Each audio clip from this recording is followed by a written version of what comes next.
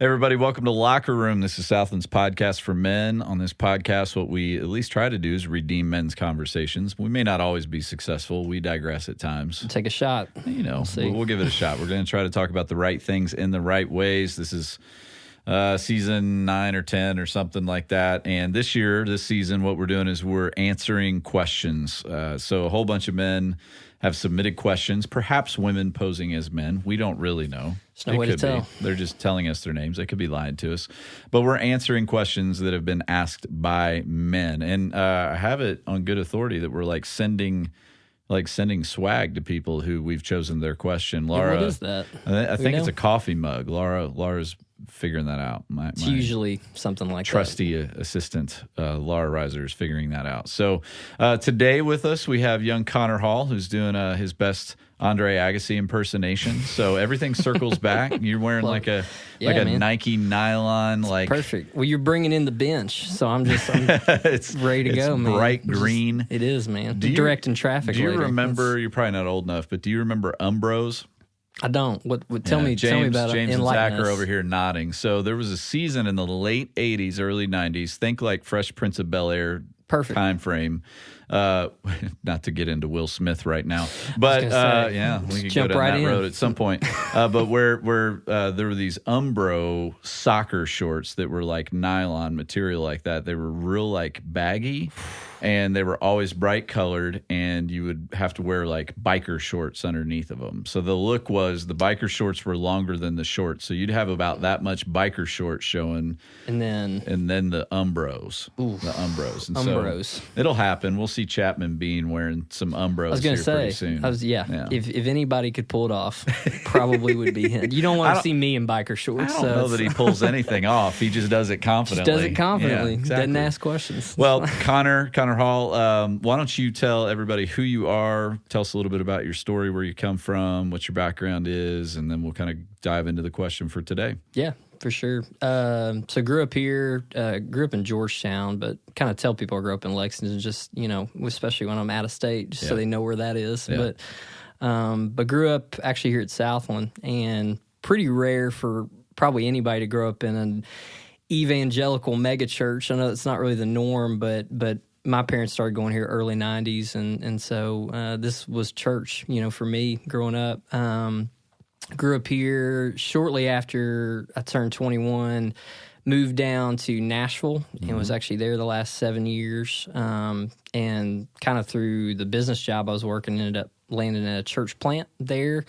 Didn't know anything about church planting, but was doing that, was a student pastor at one for a few years, and then when Southland started church planting, I moved back just to kind of help with that, and so just jumped on staff here in January. So I'm a rookie. So cool thing was we made you work for free for like how long? Oh gosh, 6 months. 6 months of just like working for free. So that's right. And then we finally hired you. Gave me a house to stay in, but that was about it. Gave you a house to stay in, and you found a girl. So I did. Man, it worked out. Yeah, it did. It worked out well for you. I don't feel bad for you at all. No, man. It was good. Turned out well. I just have more responsibility now. I'm not a volunteer. That's not a bad thing. So. We talk about that a lot on this podcast. What was the business world job you were doing? Talk about that for a minute. Yeah, I worked for a large bank down south, Regions Bank, which the only thing you'll kind of see, they're not based up here, but official bank of the SEC. So you'll see them on basketball games and stuff like that. But yeah, I was a branch manager for them. Started as a teller and then just kind of worked my way up over the years through the ranks, and then did a little bit of speaking and that kind of stuff for them from like a recruitment standpoint. But yeah, so through the business world is actually, I came in ministry the back door. So, so people I worked with actually were starting a church plant, and we're like, hey, we'd love if you helped us out with that. And I was like, absolutely not. That sounds awful. But ended up just falling in love with what God was doing, and jumped on as a student pastor there, and then, kind of progressed from there. But yeah. And you've got a gift for preaching and teaching and communicating. Like the bank was utilizing you for that. Sure. You were doing that in the church plant scenario. Since you've been back here, you filled in at a church toward Louisville, right? Yeah. Like that direction. Yep. You were preaching for them on a regular basis. Yeah, about 6 months. Yeah, okay. Yeah. So you've got that level of giftedness, and now you're here full time on our staff. talk a little bit about what the goal is and what you're doing with that, and then we'll dive into this question. Yeah, my role is actually split, which is kind of cool. So I'm our church, a super long title, and we're not into titles here, which I love. But if you had to put a name, so I'm our church planting / young adults ministry coordinator. 6 words. Just a lot of syllables, man. Yeah, a lot of words. Very cool. Sounds way more important than it is, but basically, I just get to kind of run point on some creative projects and just new initiatives in Southland's 2 newest ministries that nobody really knows much about. Sure. So it's a cool gig. Yeah, and you're getting a chance to fill in teaching and preaching in student ministries and things like that from time to time, and you're in front of a bunch of different kind of small to medium to large groups of people. For sure. All that. So first year, kind of full-time. Were you full-time at the church plant, or was that part-time? No, it was all part-time. Okay, so this is officially your first year of full-time ministry. Exactly. Okay, all right. Yep. Well, let's dive into this question, and then it'll become a little more apparent why you're the one here to talk Ask about this it. one. So, yeah, that's there you right, go. man. Yeah, so this one actually is from a younger guy. I'm not as young as he is, but I'm on the younger end. So you're baby-faced. You look young. I look way younger than I am. How old are you? 28. 28, yeah. You don't look still you don't look a technically a young day adult. over 14. You know? I love that. Appreciate that. Yeah, man. Got that Disney Channel thing going on. So See, we've gone Will Smith and Disney right out of the gate We've here. looped in Nothing all of controversial to see here. That's right. All right, go ahead. Yeah, so this was one that really struck me just as I was reading through them, just because I've found myself in this stage before. But here's a young guy, he asked this. He says, how can I, as a young guy, mature in my faith? So I'll give a little context. I'm a minister in New Hampshire, and I'm young. He's 23. However, other guys are telling me that I need to learn the ropes first and get some experience. Probably a good idea. Mm-hmm. With that being said, what are some practical ways I can practice humility and take a posture of learning so that I can mature in Christ? So this question really speaks to me, and so I thought you'd be a great one just to kind of speak into it. But could be a great question for young guys in ministry, but really just in general who are just wanting to grow in their faith and just mature in Christ. Mm-hmm. So I thought that was a good one. But you've been in ministry for, a couple decades now. So, I mean, see these gray hairs. I was going to say, man, you don't look a day over 55. 98 was when I started interning here. Yeah, that's right. So a long time. Mm-hmm. You've seen a lot of young men, have been one, yourself, but you've seen a lot of young men come through this place, other churches. You've been a good mentor to a lot of guys. You've been a good mentor to me, but what are just some things that maybe people have taught you, maybe some experiences you've had that have been really helpful, maybe some things that have been really hurtful? Doesn't have to be things you've done, can be just things that you've seen, but just figure I'd let you kind of speak into this question, then we can just kind of go from there. Yeah, there's a handful of things that stand out. Like those 2 things he's kind of positioning aren't necessarily mutually exclusive, meaning you can be doing ministry, you can be doing ministry with confidence and with humility, and growing and maturing and developing in humility all at the same time. So, Gary Black likes to talk about how the only thing that can really, produce the kind of maturity that we want to see in people long-term in ministry is pain. Yeah. he said it to me this morning. We were actually talking about some of you guys, young folks on staff, and he said, they have the giftedness. They just need to go through some pain. Yeah. Which sounds like sounds a blast. Appealing, doesn't it? Yeah. Also sounds a lot like the New Testament. And so that is inevitable in ministry. Like that's going to come. So when it comes, walking through it in a mature way, as opposed to trying to kind of wriggle yourself out from underneath of it, which is our tendency, is to try to get out from underneath of it as quickly as possible, as opposed to learning from it. And that pain can come in a lot of different forms. A lot of times it comes in the form of criticism. People will be unbelievably mean. They'll be unbelievably cruel. They'll say things that you savage. They'll savage you, and they'll do it in a way that they would never expect to be reciprocated. So, people will speak into ministry in ways that they would never expect someone to speak into their job at the bank, or something like that. Yeah. So you have to, one of the ways you'll develop humility in ministry is by listening to people who have no idea what they're talking about. And so that's really, really hard and humbling. I had to deal with that as a young man in ministry, where you would have people, often older, who were very competent in their realm, attorney, whatever doctor, whatever that may be, who would speak into the very thing that you've spent the last several years being trained, to do. And so that was a really hard pill, but a good one to swallow, because the church is different in that the church is all of ours. We're all a part of it, so there's not this distinction or differentiation between professional Christians and non-professional Christians like we tend to believe. It's not true. So that person may not know what they're talking about, but they still are a part of the body of Christ. And so there's a way to honor them.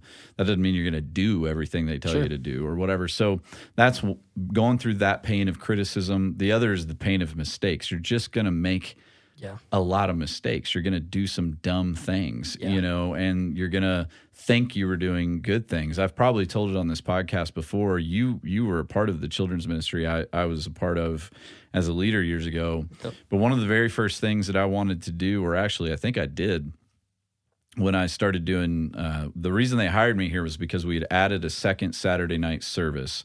So they wanted me to come down from Cincinnati every Saturday to do the 2 Saturday night services for, I think it was 1st through 5th grade. It was just down the hall from where we are sitting right now, and I had to set up the rooms, put up the sound systems. Yeah, do it all. Manage 2 different rooms because it was like 1st through 3rd grade, 4th and 5th grade, teach in both, recruit and train the volunteers for both, create the drop-off and pickup system, all of it. It was just like figured out. Ground out.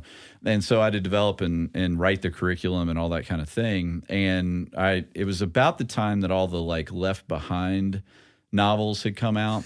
And I being youthful and angst-ridden and all that kind of thing, I was super frustrated that I was watching these little kids walk around church carrying their like Left Behind book, the kid version or whatever, but not their Bible. Like it was a Bible. Yeah, it was a Bible. Later it became Harry Potter. And so and worse things. Yeah, and worse things. And so I was like, I'm going to do 6 weeks on the second coming, And so I had written this whole thing, and a really kind elder, who was intimately involved in our kids ministry at the time, came to me. He's like, hey man, I appreciate your enthusiasm.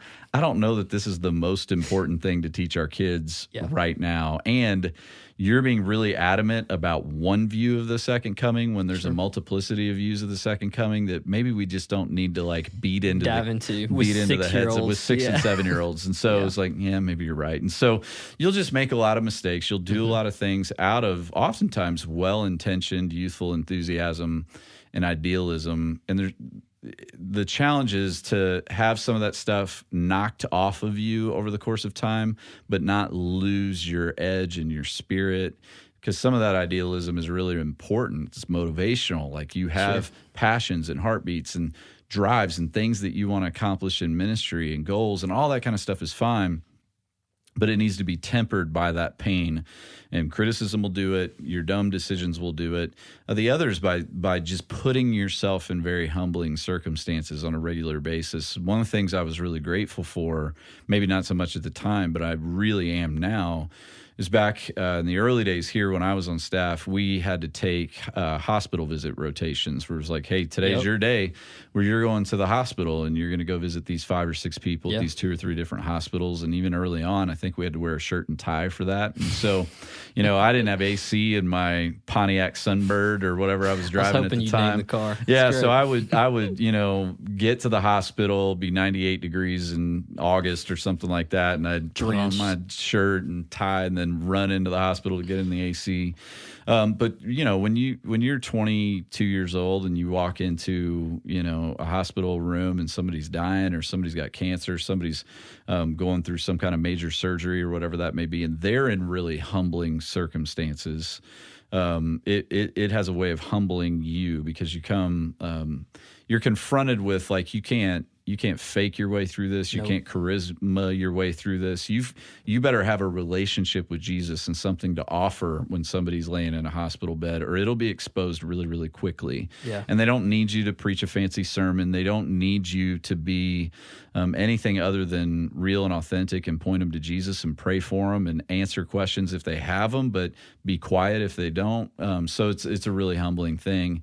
I could go on and on and on, but I think those things stand out to me about the pain of going into humbling circumstances, criticism, and your own mistakes. Allow those things to be teachers in your life, and you will not only mature and grow, but you will also continue down a humble path. No, I think that's great. Well, I think one thing too, you really just spoken to that last part is like, it's, at least in my own experience, it's far less about what you say. A lot of times it's action based, and obviously being there for people is a huge thing, but one mistake I see guys, and I wouldn't even say just in ministry, I would just say, man, I see it in the workplace too, of like that kind of young 20, and we see this in young adult ministry because, we kind of tackle your whole 20s, in that ministry. But I see a lot of guys kind of that sometimes fresh out of college, or maybe not, but kind of that fresh out of college stage where, man, they really want to talk themselves up credential wise. And man, just the world doesn't care. That might seem harsh. It's true. But most people, and, they might have the credentials, or I've even interviewed guys at the bank where it's like, man, they might have a really great resume, but can't string a sentence together anyway, or, don't have the work ethic. So it might be like, man, your degree says that you went to this divinity school, or it says that you have this master's in business or whatever it is. But, man, your actions don't show you can lead, and they also don't show you can follow. So sometimes the arrogance, I think, that's just one thing when you were talking about humility. I think that gets in guys' way a lot. At least I've seen it. Yeah, and education can do that to people, and generationally, this is just important for young folks to understand, and we've probably mentioned it on here before, but if you're in your early 20s, like the person who's asking this question is, that puts you in Gen Z, I believe. That's we're beyond millennials. I think the youngest millennials are like you, probably like upper 20s. Like you're right on the cusp. We're on the cusp, Yeah, so you're dealing primarily, you're going to deal with some millennials, which is a different issue, but you're going to be dealing primarily with people in leadership who are of Generation X and baby boomers. Yep. Baby boomers value the amount of time that you've put into an organization. That's when you get to have a voice, and they have like a number in mind. Okay, and it's going to be 10, higher than 2 months. Yeah, absolutely. So, and then Generation X value your competence. So they value whether you're good at something or not. So they don't care if you've been here 2 months or 20 years as much. They just need, can you do the job really well? Okay, well, welcome to the table. So what happens oftentimes is young folks will show up on a team, on a staff in ministry or outside of ministry, and they have the credential, but they don't have any time in, and they haven't proven anything with their performance yet, and then they wonder why no one's listening to them. And they come in with a posture of trying to tell others everybody what to do because they've just recently learned it, which yippee, man, that's awesome. But I mean, these folks oftentimes have learned it over several decades. So that's a good point. And the other thing is, you might be right. Sure. You may know some stuff that they don't know. Oh, probably do. You may see some things they don't see just because they've been in the organization for a while and you've got fresh eyes. You may not be wrong. Sure. But you can be right in the wrong way, and you won't get anywhere, you know. So you have to be really social intelligence is probably the highest marker of success. Social and emotional intelligence, far more than IQ, far more than what school can you went read to. a room? Absolutely. Absolutely. And so older leaders will gravitate towards younger leaders that have that, you know. And so the more you can be quiet, read a room, listen, wait until someone asks you as opposed to always telling people like you just said. Yeah, absolutely. That's huge. You know, it earns you a lot of credibility, you know, along the way. What Connor, like, have you seen both in the bank and church plants, maybe being here? What have you seen along the way that you've tried to take notes and go, okay, I want to make sure that I'm doing that, I'm developing that along the way as a young leader? Sure. Obviously, people skills are a big one. Like you said, the social awareness thing is something I think, man, I wish they taught more courses on it. You know, we've got a lot of people going to school for it, but maybe not retaining some of that. But one thing that I've seen, and man, I've made just, I think acknowledging it's okay to not know everything. That's one thing I learned early on in banking. Man, I stumbled into banking. So I, had somebody that was like, man, I think you got a really great personality for this. You're with people. What do you think about, this role? And I was like, I failed math in high school. I feel like that was a pretty clear indicator. I wasn't going to do anything with numbers, So, but I had great people and great leadership at that organization that was like, hey, we see the giftings. We can teach you that stuff, and luckily and computers tackle. Right. We can show you what to punch in, and man, that was a big confidence boost too for me to learn that stuff. But just going into it with the posture of not having, if you don't know something, man, it is okay, and it's much better to ask than it is to pretend you do. It's going to rear its head. I mean, people are going to be able to tell you don't. So that was one thing I think early on, and I probably learned the hard way on it. Of just, man, I've got to be the smartest guy in the room, and you don't. Right. Nobody's looking at you expecting that. So I think sometimes just taking that pressure off your shoulders, I think that was one big thing, and then. Another thing that just was helpful, just surrounding yourself with older and wiser mentors. Doesn't even have to be a lot older than you. Just somebody that has learned the ropes a little bit. It's not always easy for us to admit, hey, I don't have the experience, but just surround yourself with people that do. Obviously, ones that are encouraging and that are that want good things for you. But those are just two big takeaways that I've seen. One of the things I've noticed with both millennials and Gen Z is there's more of a hunger for kind of a mentor relationship. 100%. I think your generation does a better job of actually asking for help. Maybe not in regard to the not knowing everything, though, because you guys have grown up in the information age where you feel like you should know everything because it's right there at your fingertips. Yeah. But knowing things and being able to do them are two different things, Very different. And so I had a young millennial staff person a while back say something like, this is a paraphrase, like our generation has like this huge insecurity around the fact that we are expected to, or we feel like we're expected to know everything, but we really don't know how to do anything. Yeah. And so we will point. talk a big game, but then underneath of that is not a lot of substance at times. And so, but what I would say too is that level of humility that says, hey, I'm going to seek out older, wiser people so that they can mentor me is something to capitalize on, something to leverage as a kind of personality trait, generationally speaking, because my generation didn't have that at all. Gen X, we were the rugged, independent, angry, I'll figure it out on my own, I'll do it better. Flip the bird to the world and do it better. I was giving my son a lecture about this last night. He's driving now, my oldest son, and he's driving with us in the car. So look out. So if he's driving in a way that I don't like, I will torture him with the music that we play. And so I was playing some classical music and some opera because I thought he was driving too fast. And I was like, dude, when you're ready to slow down, I'll change the channel. So he did, and I put on was on Pandora and searched Nirvana, and so I was like, let me educate you here for a minute. Your generation doesn't make any good music. My generation came up with grunge and gangster rap all at the same time. All in one decade. Right. So take that. Anyway, we digress. But anyway, I see that in you. I see that in your generation, and it's something that I wish I had done better.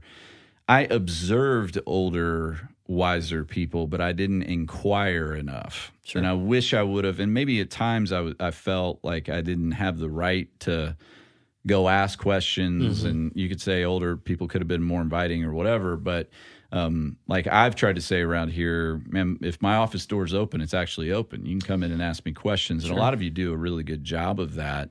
And so to this young guy who's asking this question, I don't know who he's surrounded by out there, but if he can find those kind of people to not only observe, but actually formally inquire and ask those questions, it's an important thing in development. Yeah, I love his wording, and he talks about humility, but he also talks about taking a posture of learning, and I think that's a big takeaway is that humility really is a posture. Mm-hmm. And it's not an easy one to take on. Mm-hmm. It's not one that anybody's like, man, like look at that humble guy. He's great. But it's not one that's going to necessarily gain you, a lot of points, but man, it is something that's it's going to help your team, whatever organization you're serving. And over time, based on actions, it does go noticed. It absolutely does. I think that's just important for younger guys or really anybody that's struggling in that area to know, man, that, humility really does go a long way. Yeah, a couple other things I would say is like a willingness, and this goes with humility, to serve outside of your job description. I've told people before, there's really just a few things you can do and say that will make me want to walk you to the door like immediately. One is, I know the Bible says, but if you whatever comes after that's not going to be good for you in regards to staying on staff or anyone hearing it. Yeah. Right. The other is divisiveness, that I don't have a high tolerance for. But another thing that I think stands out is just a willingness to never say the phrase, "That's not in my job description." Man. So whenever you start a role on a team, this is true in the church world, somebody will hand you a little document that says, here's your title and here's the person you report to, here's the goal of the job, and here's the 12 bullet points. And man, the job description in ministry, John says this all the time, is to wash dirty feet, so that's the job description. We're all servants. The New Testament word for it is doulos, which is bondservant or slave. And so that's not our identity in Christ, but it is our job description in the church. So we are to serve one another. And so if your first instinct when told to do something or asked to do something or presented with the opportunity to do something is going, it's not really in my job description, you need to kill that. You need to crucify that. Now, that doesn't mean just grind yourself into a nub and be at everything all the time. That's not what I'm saying. That's dangerous too. That's dangerous too. But don't digress into or allow yourself into that's not in my job description. The other is, after doing this for 20-something years, I've noticed some attrition, and there's certain people that are no longer in ministry anymore that I started out in ministry with.